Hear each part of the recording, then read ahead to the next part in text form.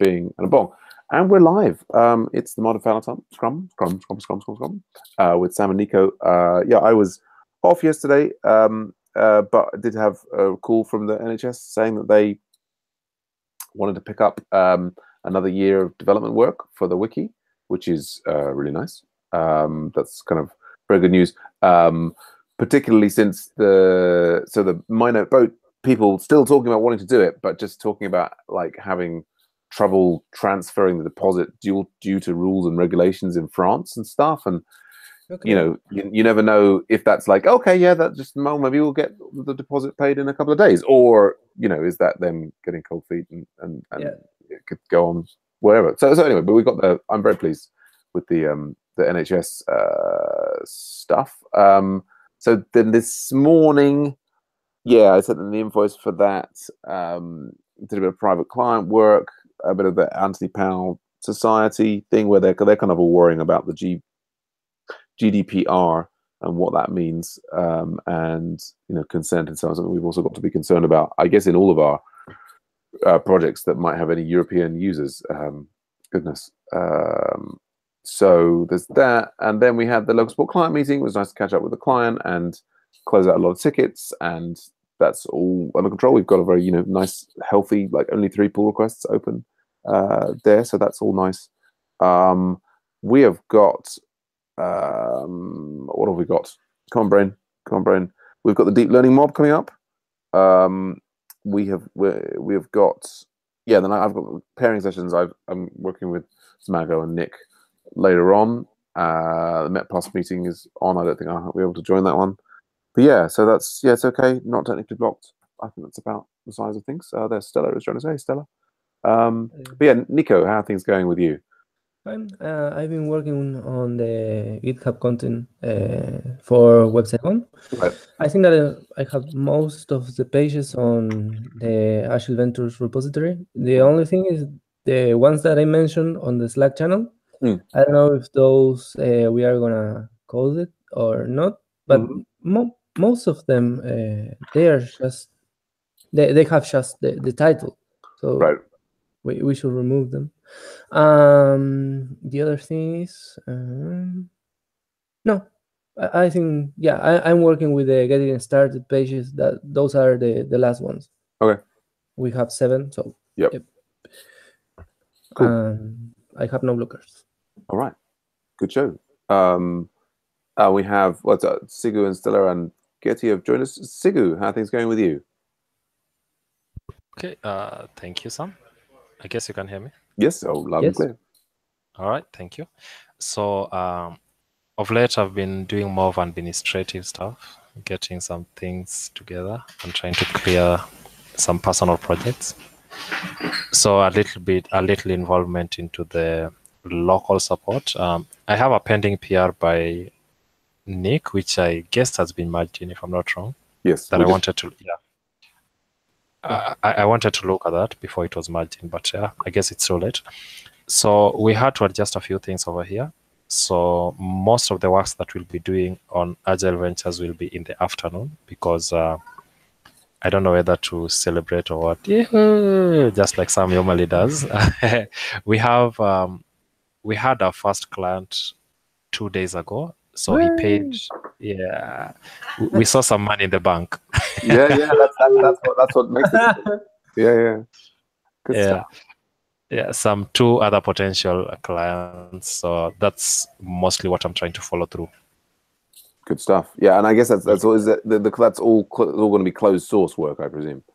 Yeah, that's going to be closed work. And talking about that reminds me that I talked to another friend and I informed them about what you're planning to do. We're looking for charities, and we can do our website for them or an application. Right. So, so he's going to talk to the directors or whoever is in charge so that we can get started. It's a children's home where anyone lost children are taken to. Yeah, so he was to give me more information maybe in like 2 weeks or so that we can start up on a project with them. Yeah. Good show. Great stuff. Nice. Yeah. I was going to say on the local support, that pull request, feel free to still review it. I've been working with Nick on it quite closely, and it's kind of a long-running one. And I thought we'll just get it in there. There were some code climate issues that I created some refactoring tickets for, and so on. But yeah, there's I was leaning on the side of like, let's get it merged in and pick up the pieces afterwards, if you know what I mean. Yeah. Okay. How about the pending? There was a pending CI. I think it was a code climate. I don't know. It was waiting for a response or something. Yeah, I think the code climate came through now, and I created tickets for the code climate issue. So there's like a method that needs refactoring. You can still see the pull request in the closed section if you want to review, like still take a review and find any other things that you think might. I'll give you a link to the pull request. Anything that you think might be sensibly changed, we can turn that into new tickets to work on in bits and pieces afterwards. Yeah, it's just it's been this the pull request has been open for over 6 months. So yeah, I wanted to get that on. But great stuff, Sigu. We've got also Lucy and Getty are here. Lucy, anything to report? How are things with you? Hi.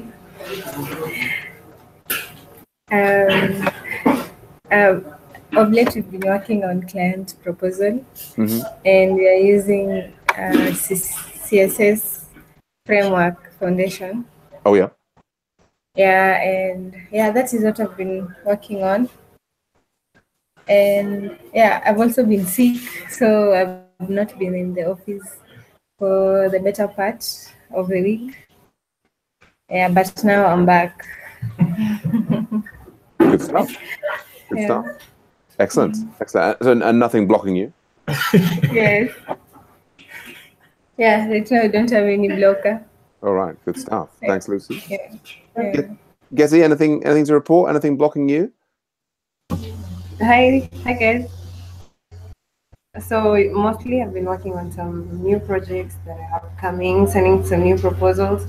For open source, I've been checking out those open pull requests, just viewing them and familiarizing myself with them. Mostly checking mostly checking the code changes and stuff. So I've been learning slowly. That's all for me. No blockers for now. Good stuff. All right. Excellent.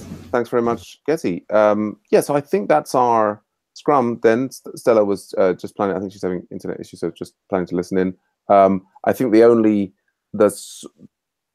Scrum done. It's now time for the after Scrum where blockers get resolved. I think the only blocker that we had was what Nico had been putting on in website 1. Go on, Sigu. Sorry for that. Did you see there's a warning on the gem file lock by GitHub?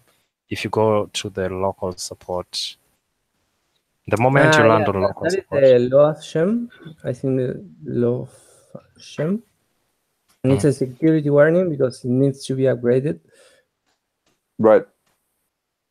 Yeah, and so this is the kind of thing. Yeah, I mean, I see this quite regularly. This usually Dependabot is updating the stuff for us. Which one? It's interesting. It doesn't seem to be. Is it? Maybe it's in the package. JSON? No, there's like a loofah. Oh, loofah. That looks like the one that it's specifically on. I presume interesting that Dependabot has not pushed that up. But yes, that's we can quickly add that to that's a priority. So we say upgrade loofah gem. The right spelling. Where's it gone? Loofah with an H. Okay. Oops. So it should be on 2.2.1. And the bot's not working for us. Yeah. So I have a suggestion on that particular ticket.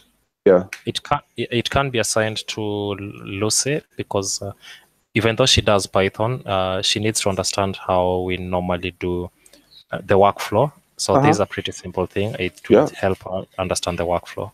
Yep, this is definitely a good one to start on. Yeah. Just assign that to me. I'll assign it to her because I don't think she's on Pivotal Tracker. Great. All right. All right. Thank you. I'll be inviting her. I think rather than voting on this, we'll just put a. I guess we could. I guess let's do it. Let's. It's a chore. We previously people requested that the chores and everything got voted on, so that they would know how difficult they are. We did it just in the local support client meeting. There is we've had 3 votes now on this this previous one. We'll maybe just reveal that. There we go. Okay, so Nico only on simple. I'll stick. This is voted. This is now for upgrade Loofah gem in there. Nico, for this the analytics third-party sites, you were thinking simple rather than medium. Yep. Because I think that the only change that we need to do is to the JavaScript that is going to be loaded on the views. Yeah. And then we just need to stop the processing of the click-throughs. So, yes. Yeah. That's all true. The reason I was saying medium was just because, like, there's a lot of other JavaScript with the map in the site, and there's a lot of fiddly things. That. Yes. So I was just thinking, like, I hope it will be simple, but it's like it could be that little bit tricky. Yep. Medium then. Yep. All right. Good stuff. So that's the previous one there. So let's move on. So yeah, upgrading the Loofah gem here. Getty and Sigo have voted. Lucy and Nico, do you want to vote on this latest one? This is just to get rid of that security issue. I'm just going to go ahead and do my vote. All right, so we've got 5 there. Let's reveal. And yes, so we've all got simple. Lucy's saying medium. Obviously, it's a new stack for you and so on, Lucy. So it's gonna feel more challenging. But I guess we could have an example of how I did it on website 1. That upgrade, if you have, Lucy, if you wonder how to do it. Which we can link Lucy to. Lucy, I guess at the top level, does it make any does it make sense when you see this, what's written here? Is there anything? Does that all make sense? Is there any words there that you don't understand? Anything that seems unclear? Right now, I don't have any idea, but I don't have any idea right now. Yeah, so it's a completely new thing. Oh, I was going to say is it's going to seem complicated. The key thing is this gemfile.lock file, which you maybe have never heard of before. The key thing that we have in Rails projects and Ruby projects is we have the gem file here.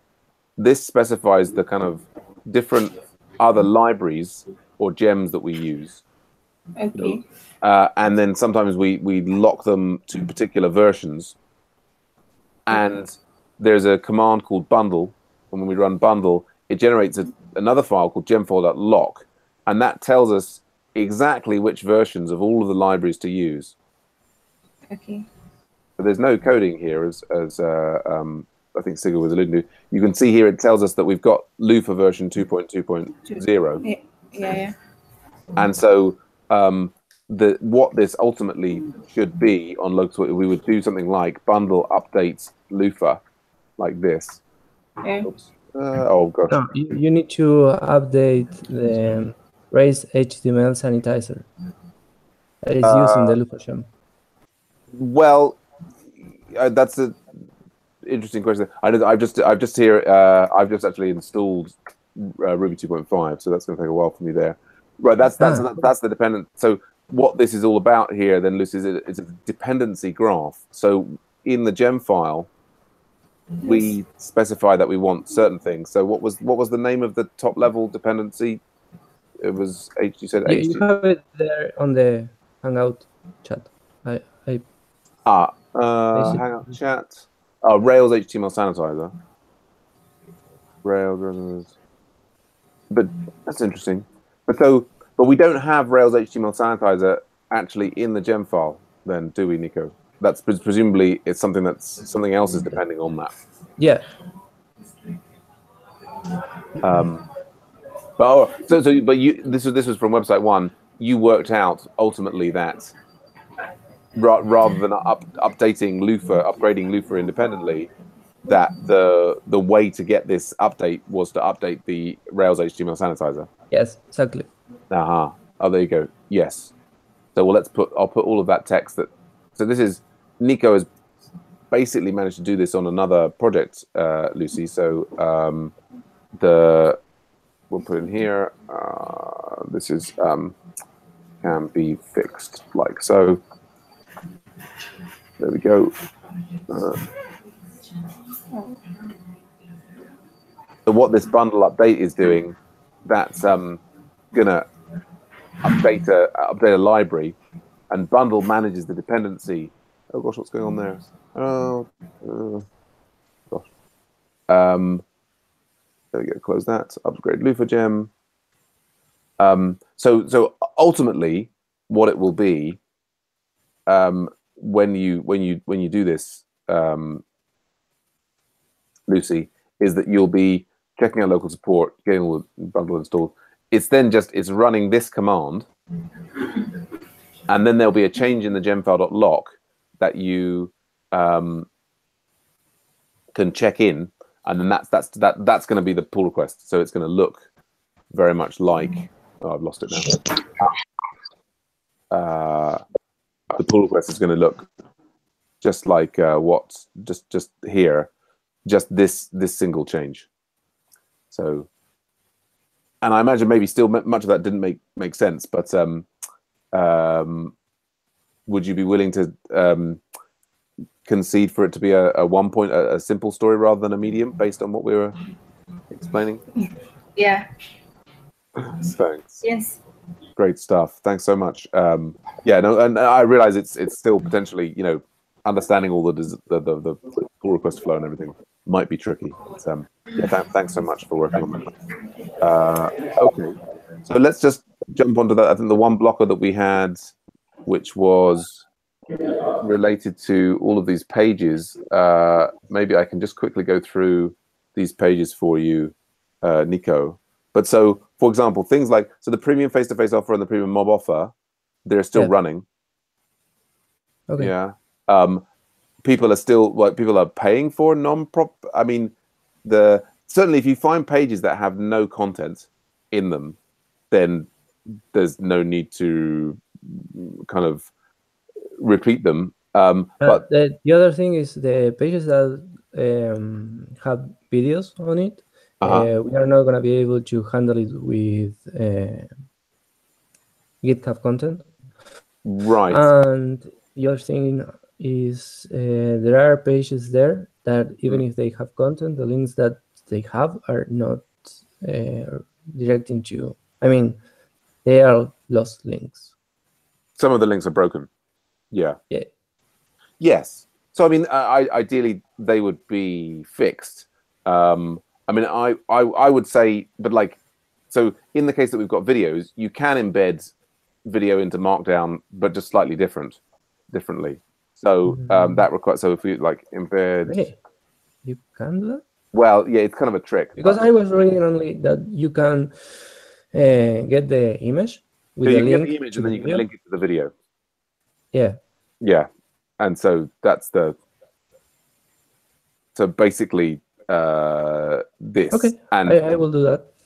And with the ones that just have a title, can I remove them? Yeah, I think, ones that just have a title, I mean, unless they're doing some sort of PayPal.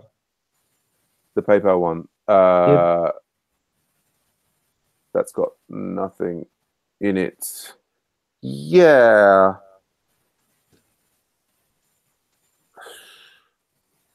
Yes. I mean, the sort of let's be clearing up mode. So I think since anything that's got is empty of content can be with removed. Just a title, I will remove it. Okay. Yeah. For the other ones, I mean, various things is for example, we've got our grievance policy. That's our code of conduct links to that. and so it's kind of, you know, all the Yeah, but we already have the code of conduct in as a page, so we do, but the grievance policy is separate. So, for example, if we look at the code of conduct is in here, it Yes. then has a link to things like reporting guidelines and the grievance, another one, and so well, I mean, that page it will be on our site.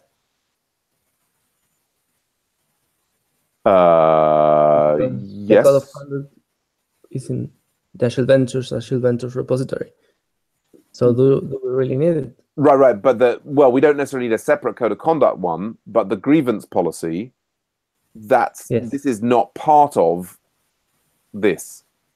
Do you know what I mean? Okay. Like Okay. this, yeah. I thought it was the same. Yeah. Okay. No, this text, I think, is Yes. not in this page. Perfect.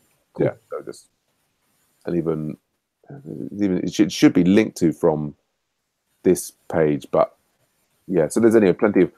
There you go. That's the that policy there. So it's got like this sort of, you know, is the thing. So what this is with these is that GitHub gives you the boilerplate, and then you're supposed to add your own, you know, things there, and then that's supposed to be separate pages. Anyway. Cool. Okay. All right. Good stuff. Nice. Yeah, that's an important point about the video embedding. Yeah, but let's push on. Good stuff. All right. Well, thanks everyone. Sam, Oh, hey Stella. there's a link I've posted. Now that you are voting, maybe you could vote on it. It's a bug. This. Yeah, that would have been a great thing to validate start and end date. Okay. Yep. So we just got that's a little local support issue where the yeah, just we want to make sure that the end date of an event couldn't be. So this is, oh gosh, I've broken it. Trying to vote. Right. Oh dear. Delete. Okay. Voter. This is ensure end date of event is not before start date, which sounds like a very sensible validation. Yes. So yeah, I'm going to go ahead and vote on this one. I think it should just be a validation and a test for that validation. Does anybody else need any further explanation of this thing? Maybe a question. Go on. Now, since it involves two validations, there is the validation ensuring that when we're creating event, it's not in the past, and also ensuring that start date has to be less than end date. Can we do it in its own custom validator instead of crowding up the model or something? I think it has to be the custom validator, you know, or sensibly, it would be a custom validator. Yes. Oh, okay. Cool. All right. So, well, I really need to move on to get ready for the next meeting. I don't know if anybody else wants to vote on this here, on the relative complexity. I think I'm going to need to leave that there. I mean, Stella particularly having proposed the vote, you should definitely vote on it, and we can maybe discuss any variation in what people think about the complexity of it in the Slack afterwards. Okay. All right. Okay, because I'll run. Bye for now. Take care, everybody. Bye-bye. Bye.